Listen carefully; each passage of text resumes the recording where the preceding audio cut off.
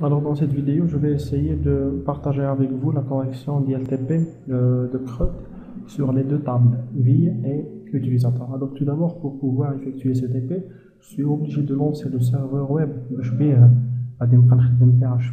etc. ou MySQL pour la base de données.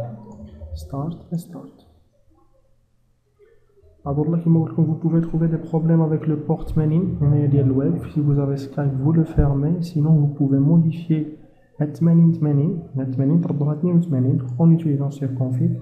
Vous tirez http conf, vous faites CTRL F, ça veut dire find pour rechercher.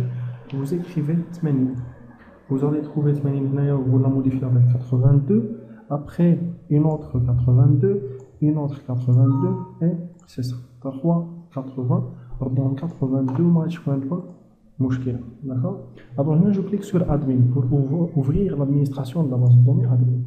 Je vais aller directement vers localhost phpMyAdmin.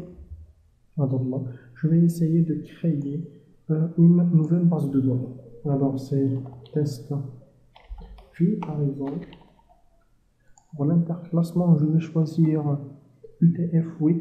C'est juste pour pouvoir enregistrer dans la base de données n'importe quel caractère spécial, UTF-8 général CI, et je clique sur créer. La création de la table est très simple. Le nom de la table est le nombre de colonnes. C'est 2 pour la table ville, avec un ID, avec un libellé, int, avec un varchar de taille 255. Alors avec varchar, la taille est obligatoire, et pour l'id, c'est primary key et auto incrément pour l'oublier.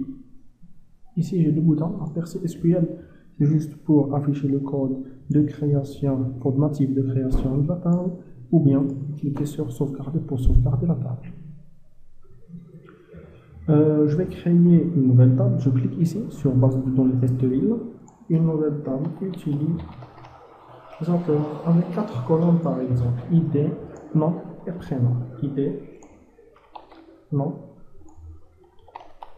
prénom et ville, ID pour avoir une liaison. Ça c'est int, ça c'est varchar, ça c'est varchar. Alors 255 de taille et 255 de taille.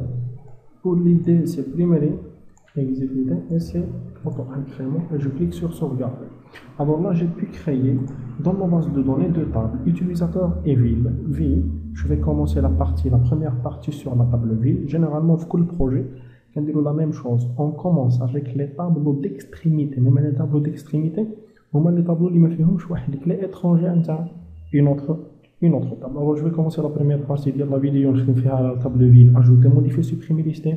Et la même chose sur la table utilisateur.